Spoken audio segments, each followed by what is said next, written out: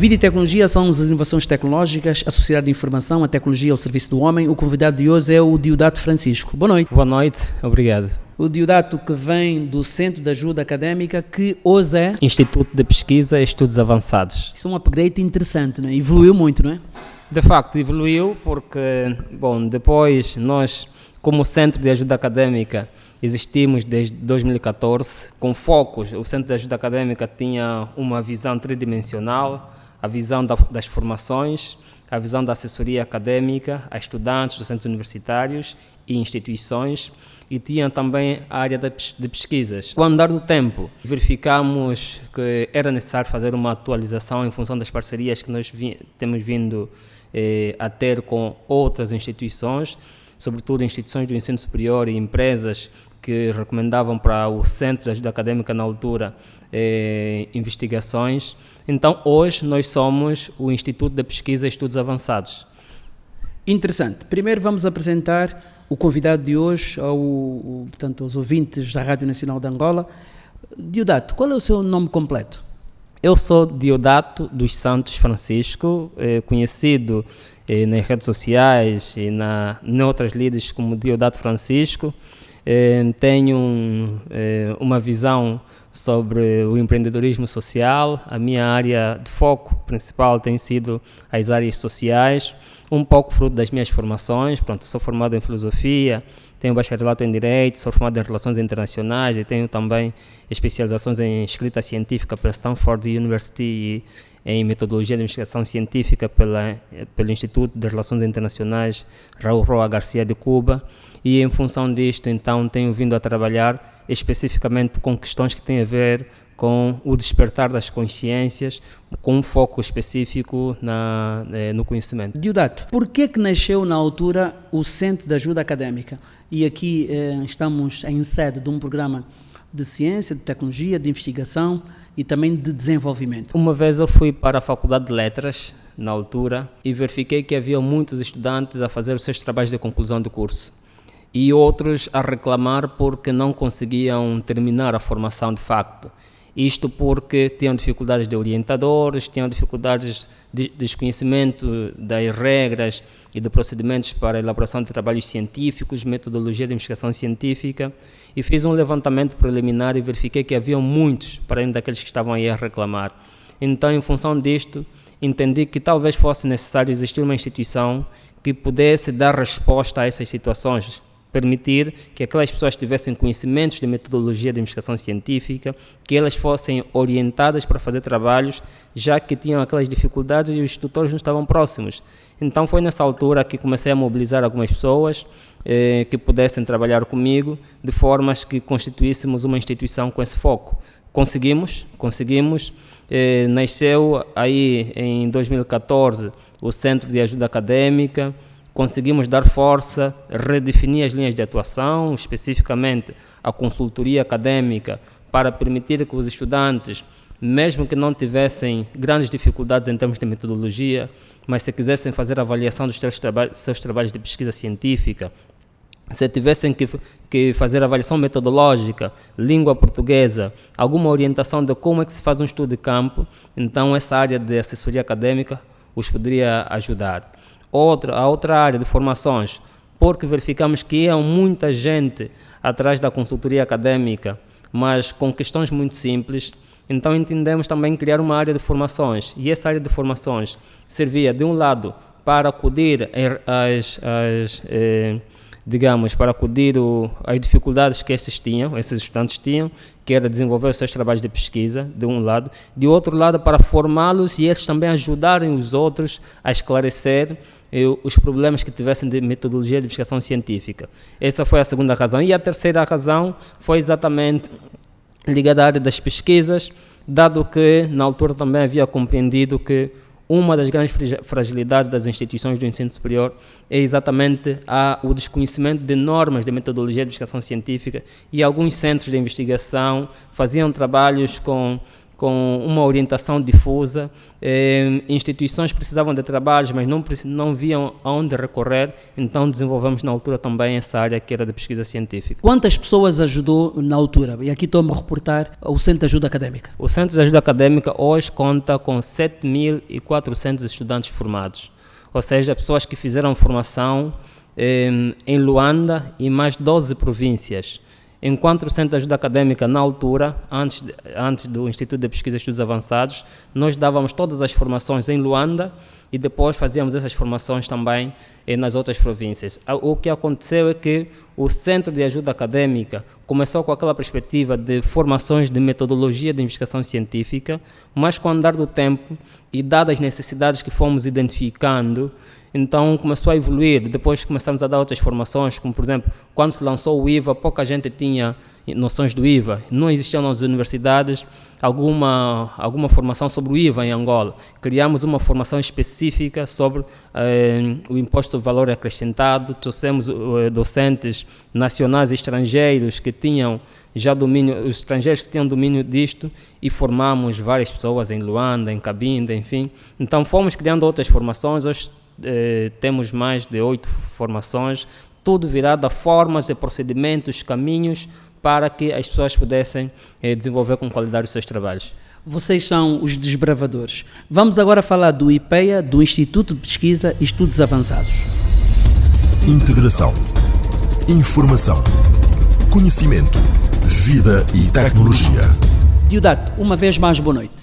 Boa noite. Por que um curso de coleta de dados e técnicas de redação de trabalhos científicos? É mesmo importante, Diodato? É assim tão crítico para o desenvolvimento de Angola?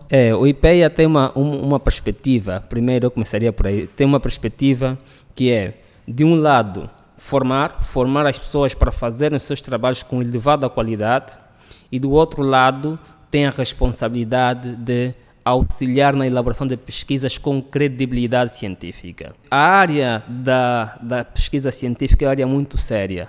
Se nós olharmos os países que hoje têm uma evolução considerável a nível científico, a nível social, a nível cultural, vamos verificar que todos estes países apostaram seriamente na educação, mas apostaram sobretudo na pesquisa científica. Existem problemas a nível institucional, a nível social, que nós resolvemos muito com a doxa, com as opiniões, quando na verdade hoje existem procedimentos simples que nos dão respostas imediatas e nós temos apenas que aplicar e resolver o problema. Há problemas que nós estamos a gerir durante muito tempo, as instituições gerem durante muito tempo e que poderiam ser sanadas de uma forma rápida. Vou dar aqui um exemplo respondendo à sua questão. Por que um curso como este?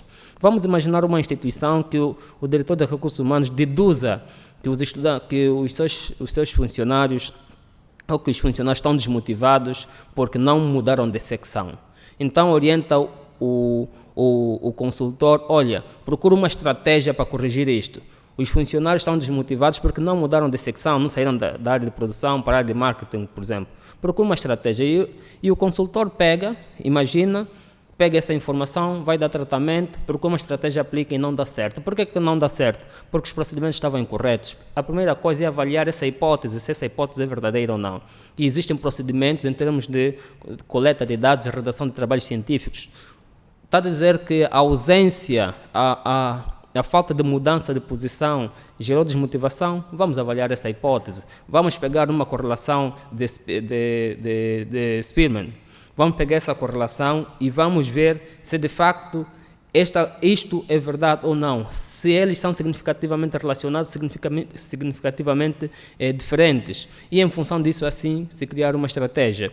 Nós verificamos que a nível profissional e a nível acadêmico, existem dificuldades de passar metodologia de pesquisa científica, metodologia de redação de trabalho científico, metodologia de coleta de dados, a análise dos dados de uma forma simples. Nós temos muitas teorias, as instituições passam muitas teorias, e as teorias que passam geram dificuldades ao estudante quando vai para o mundo prático. Então, quando nós começamos a compreender isto, e no levantamento que fizemos, verificamos que existem profissionais que têm dificuldade de fazer redação de relatórios, têm dificuldades, por exemplo, de fazer análise dos dados, andam a explicar os gráficos, quando os gráficos não são para ser explicados, são para ser analisados. Então, vamos criar aqui uma formação que venha, de facto, dizer como é que se coleta um dado, como é que se redige, como é que você pode, depois de coletar o dado, que instrumentos você deve elaborar para coletar os dados, que tipo de perguntas e de respostas você deve prever num questionário, como elaborar este questionário, como aplicar esse questionário, depois como redigir os dados, depois disto então como analisar os dados, que instrumentos existem, que ferramentas existem para isto, como analisar as correlações, etc, etc. E finalmente como redigir um trabalho científico ou um trabalho de relatório, porque esta formação não tem unicamente um fim científico, um fim acadêmico, digo assim. É uma formação científica, mas tem o fim acadêmico e o fim profissional. Então nós criamos exatamente esta formação porque compreendemos que é necessário primeiro que os estudantes façam trabalhos de coleta de dados com qualidade, e eu quando falo estudantes estou a me referir a começar dos professores doutores. Aliás, esta formação que terminou, nós tivemos a presença de cerca de 8 professores doutores a fazerem esta formação. Por quê? Porque estão preocupados com a qualidade da pesquisa que eles desenvolvem. Eles querem apresentar trabalhos com elevada qualidade. E para tal é preciso uma qualificação e ouvir de pessoas que são especialistas, que ajudam a compreender como se resolvem determinadas situações. Por exemplo, quando nós verificamos que pessoas que vêm para a formação são pessoas com esse nível acadêmico, professores, doutores, funcionários de ministérios, não vou citar os ministérios só para não revelar identidades, mas funcionários de ministérios que exercem funções a nível de estudos estatísticos, fazem parte dessas formações. Para nós isso é bastante gratificante, porque verificam que é necessário aprimorar formas de tratamento de dados, formas de análise de dados. Então, um curso como este vem, de facto, dar voz à pesquisa com qualidade científica. Hoje, mais do que nunca, precisamos começar a responder aos desafios sociais, desafios acadêmicos, com cientificidade. E isto é possível, sim, com uma formação desse tipo que é realizada pelo IPEA. Um país que precisa de pesquisas e estudos avançados, né, para dar saltos qualitativos. Hoje exige-se mais de Angola. Todos os dias questionamos com relação à qualidade do sistema de ensino, a crise que todos um pouco vivenciamos, mas há saídas, né? Temos saídas. Estes estudos, essas pesquisas e esses métodos na elaboração de relatórios ajudam no desenvolvimento. Comecemos pelas formações, portanto, a partir da primária. Em que medida que as suas formações podem ajudar estudantes do ensino primário, depois do ensino médio e um pouco mais cá acima, superior, para os mestrados, pós-graduações e doutoramentos? Bom, o Instituto de Pesquisa e Estudos Avançados tem um foco hoje muito virado a formações. As formações a partir da adolescência até as idades superiores. Estou a falar, por exemplo, a partir de, digamos aí, da 6ª, 7ª classe até as idades superiores. Nós temos vindo, nos últimos tempos, a estreitar relações com instituições no sentido de começarmos a criar mecanismos de ensino para que as pessoas compreendam que os problemas sociais não se respondem com achismos, com opiniões, mas com técnicas que precisam ser verificadas, testadas e, a posterior, colocadas em prática. Deodato, estamos bem em termos de pesquisa? Aqui estou a falar de Angola. Estamos a fazer boas pesquisas? As instituições que fazem com rigor científico? Existem instituições que fazem com rigor científico, existem outras que não, porque entendem por suas próprias razões. Agora, recentemente eu publiquei com o Dr. Erinelto Casimiro um artigo científico sobre o nível competitivo das universidades em Angola. Um estudo comparativo que fizemos para a SADC, em relação à SADC e depois com alguns países específicos a nível da África. Estamos bem? E verificamos que não estamos bem porque temos dificuldades sérias em termos de qualidade dos pesquisadores. As universidades que receberam, passo aqui com as devidas adaptações, o apanágio da investigação científica não tem o foco especificamente na investigação científica, elas dispersam-se um pouco para a área mais do ensino. A falta de rigor também de algumas instituições prejudica a caracterização da pesquisa científica tal como ela é, e isto impede então que muitas instituições e muitos estudantes, muitos docentes não consigam fazer trabalhos com qualidade. Quais são os caminhos? Que caminhos é que devemos trilhar para resolver problemas de pesquisa e, de uma outra forma, banalizar, né, a pesquisa, né?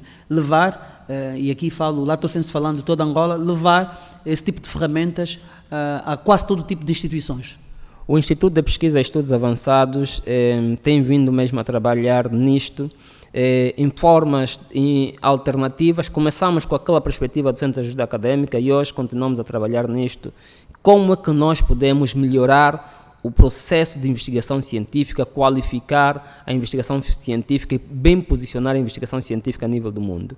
Existem várias alternativas, eu não vou esgotar todas, mas vou falar daquelas que conseguimos aqui identificar. Primeiro, é preciso que as universidades compreendam que a metodologia de investigação científica não é uma ciência teórica. Metodologia de investigação científica é uma ciência prática. Não se ensina ao estudante o conceito de métodos, o conceito de ferramentas, não. Mostra-se a ferramenta e ensina-se como é que se utiliza aquela ferramenta. Portanto, a metodologia de investigação científica deve ser ensinada como uma ciência prática voltada à resolução científica de trabalhos. E quando falo resolução científica de trabalho, estou a falar apresentar a solução, resolver o problema e testar de formas que outras pessoas possam, pelo mesmo caminho, seguir aquilo e resolver. Essa seria a primeira alternativa, encarar a metodologia como ciência prática. A segunda alternativa, é necessário que as classes que têm metodologia de investigação científica, por exemplo, no ensino superior, a metodologia fosse uma ciência, fosse contínua, fosse uma cadeira contínua, e os professores todos tivessem que lecionar metodologia de investigação científica com a perspectiva de que nós estamos a lecionar e os trabalhos que forem apresentados têm que ser avaliados em função daquilo que é ensinado na instituição. Independentemente se o professor da disciplina A, B ou C tem que seguir esses procedimentos.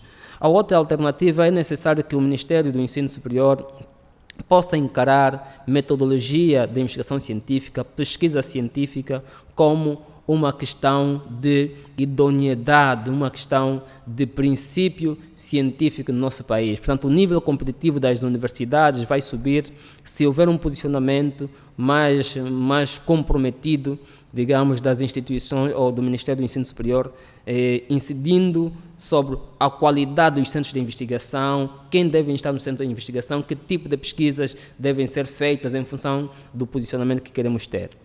Então está-me a dizer que precisamos de uma instituição para certificar e para regular o mercado nesta temática.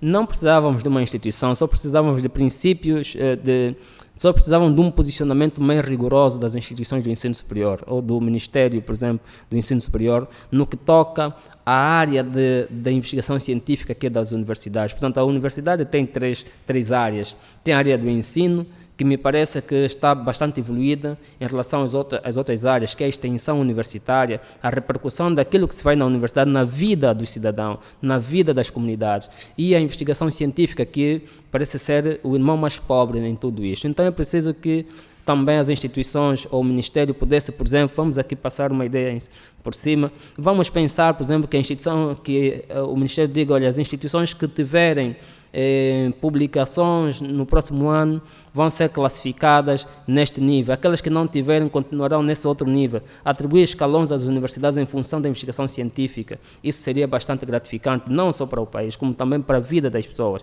Os estudantes ganhariam muito porque conheceriam aquela universidade. Hoje conhecem Harvard, conhecem Oxford, Stanford, conhecem-se essas universidades pela pesquisa e pelas soluções que eles trazem. Depois, as universidades são avaliadas em função dos quadros que tiram. Se a universidade faz pesquisa, tira bons quadros. Vida e tecnologia. O emergir do eletronicamente novo na era digital. Diodato, considerações finais. Recebemos uma aula sobre pesquisas para o desenvolvimento. O futuro da Angola, sem rigor nas pesquisas e sem, de uma outra forma, um funil para fazer convergência de todos os entes que estão no mercado a produzir trabalhos científicos. Angola, para se desenvolver, precisa de vários vetores. Nós precisamos de uma solução de ordem social, precisamos de soluções de ordem política, soluções de ordem cultural e soluções de ordem científica. As soluções de ordem científicas, porque unem consciências, porque partem de bases, porque trazem as causas, mostram as consequências, se forem abraçadas, vão ajudar a resolver problemas políticos, econômicos e culturais. Por isso é que eu acredito que se nós apostarmos na investigação científica, nós apostamos em soluções científicas, e aqui também aproveito para estender o meu abraço a todos os angolanos que de lá fora continuam a dar cartas pela investigação científica e classificações internacionais que obtêm por causa da investigação que são feitas. Se nós apostarmos nisto, certamente nós vamos daqui a 20, 30 anos nos poder posicionar bem. A China hoje é a China que nós conhecemos porque lá atrás, nos anos 70, apostou numa investigação científica séria, lançou os melhores quadros para estudar em melhores universidades fora da China, voltaram com tecnologia, voltaram com conhecimento, aplicaram, e nós hoje compramos todos os produtos da China. Sabemos que em quase todos os países temos uma Chinatown, temos chineses a trazerem soluções, mas porque houve uma estratégia lá atrás que envolveu a ciência. E Angola vai ser desenvolvida se todos os vetores se unirem e considerarem de facto a investigação científica como uma alternativa para o desenvolvimento. Deodato, obrigado. Vida e tecnologia são as inovações tecnológicas, a sociedade da informação, a tecnologia ao serviço do homem. Hoje também com pesquisa para o desenvolvimento. Boa noite Angola. Vida e tecnologia. Mercados. Negócios. História. O suporte da tecnologia na vida do homem.